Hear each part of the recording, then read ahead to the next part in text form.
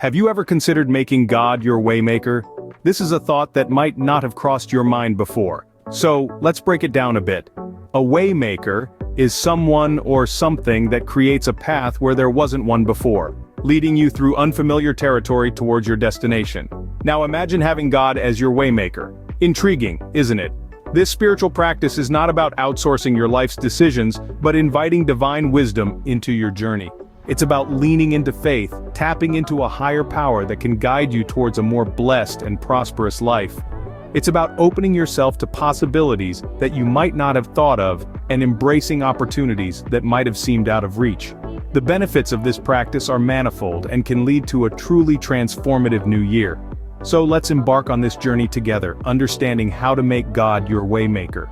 Scene script. Firstly, it starts with acknowledging God's omnipresence. The journey towards making God our waymaker begins with realizing that God is everywhere in each moment and within every circumstance. This is the cornerstone, the fundamental belief that paves the way for a deeper connection with the divine. Recognizing God's presence is not just a one-time declaration, but a continuous process, a daily act of faith. It's about seeing God in the sunrise that greets you every morning, in the smile of a stranger, and even in the challenges that you face. It's about realizing that God is not just an external entity, but an intrinsic part of our lives. God's presence in our lives is like the air we breathe, invisible, yet vital. It's easy to forget about it when everything is going smoothly, but when we face trials, that's when we realize how essential it is. Just as we need air to live, we need God's presence to navigate this journey called life. So how can we acknowledge God's presence daily? It could be through prayer, where we converse with God, thanking Him for His blessings, seeking His guidance, and expressing our love for Him. It could be through meditation, where we quiet our minds and listen to God's whispers. It could be through acts of kindness, where we serve others as an expression of God's love. Acknowledging God's presence could also mean recognizing His work in our lives. When we look back, we can see how God has been shaping us, guiding us, and leading us towards our purpose. We realize that even in our darkest moments, God was there, turning our trials into triumphs and our tests into testimonies. By acknowledging God's presence, we not only foster a deeper relationship with Him, but also invite Him to guide us, to lead us, and to make a way for us. We allow God to take the driver's seat, to navigate us through the winding roads of life, and to lead us towards our destiny. With this acknowledgement, we begin to set the stage for God to become our waymaker. The second step is to surrender to God's will. This step is more than just words. It's an act of complete trust, a leap of faith, and a conscious decision to let go and let God be in control. So, what does it mean to surrender to God's will? It's about recognizing that God, in His infinite wisdom and love, knows what's best for us. It's about letting go of our own plans and desires and allowing God's plan for us to unfold. This doesn't mean we become passive spectators in our own lives. On the contrary, it means we actively participate in God's plan by following His guidance and direction. But how do we surrender to God's will? It starts with a sincere prayer. A prayer where we communicate our readiness to submit to God's plan and seek His guidance. It's not a one-time event, but a daily practice, an ongoing conversation with God. In surrendering to God's will, we also need to let go of our fears and doubts. It's natural to feel apprehensive about the unknown, but remember, fear and faith cannot coexist.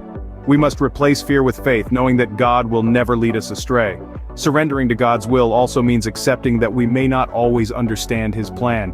His ways are higher than ours, and His thoughts are not our thoughts. We may face challenges and difficulties, but we need to remember that they're part of God's bigger plan, a plan that ultimately leads to our growth and happiness. Importantly, surrendering to God's will doesn't mean we lose. Instead, we gain. We gain peace because we know we're being led by God. We gain strength because we know God is fighting our battles.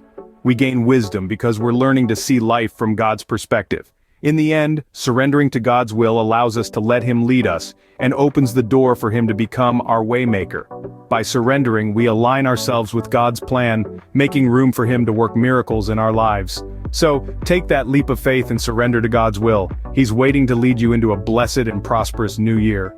The third step is to trust in God's timing. This is a step that can be challenging, but it is crucial for our spiritual growth and understanding of God's plan for us. Let's take a moment to think about what it means to trust in God's timing. In essence, it's about patience. It's about understanding that God's timeline may not always align with our own.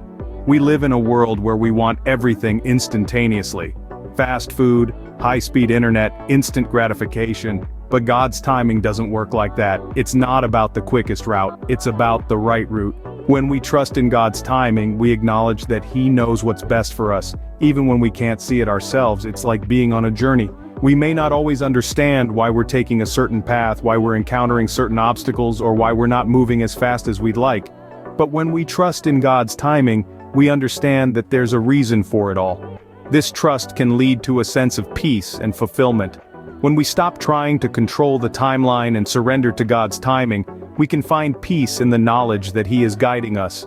We find fulfillment in knowing that His plan is unfolding exactly as it should, even when circumstances may not seem ideal. One of the most beautiful aspects of trusting in God's timing is that it allows us to let go of our anxieties and worries. It allows us to live in the present, knowing that our future is in good hands. It's a liberating feeling, knowing that we don't have to have all the answers, because God does. Trusting in God's timing also means recognizing that delays are not denials. Just because something hasn't happened yet doesn't mean it won't happen. It may just mean that the timing isn't right, and when the time is right, it will happen. By trusting in God's timing, we allow Him to guide us in His perfect time, thus making Him our waymaker. Trusting in His timing is an act of faith, and it's a step that can lead us to a life of peace, fulfillment, and divine guidance. The final step is to embrace God's blessings. In our journey of making God our waymaker, the last but equally significant stride is embracing His blessings. It's crucial to understand that God's blessings are not always grand gestures. They are often found in the most ordinary, everyday moments. A sunrise, a bird song, a good conversation, or even a warm cup of coffee.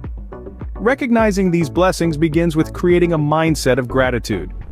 When we start to see life through the lens of thankfulness, even the smallest things become significant.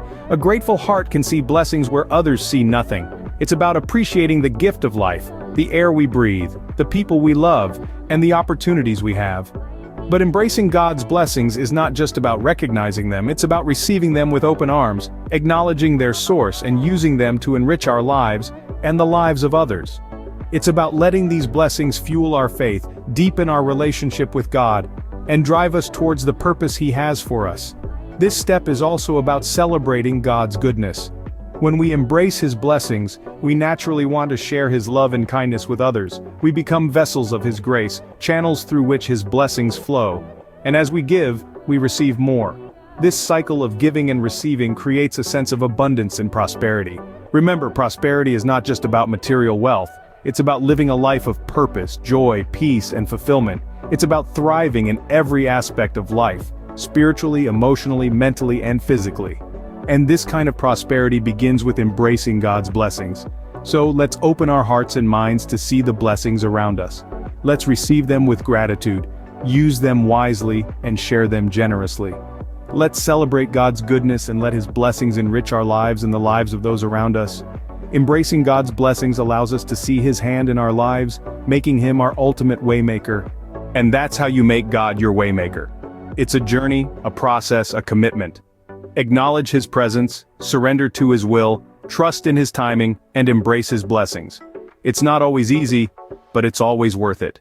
When you invite God to guide your steps, you're choosing a path that may not always be clear, but one that is ultimately fulfilling. You're surrendering not to defeat but to a higher power that has your best interests at heart. You're trusting not in the uncertainty of the future but in the certainty of His love for you. And when you embrace His blessings, you're not just receiving gifts but acknowledging the giver. You're choosing gratitude over entitlement, humility over pride, and love over fear. So as we step into this new year, let's make God our waymaker. Remember, when you make God your waymaker, you open up a world of possibilities for a blessed and prosperous new year.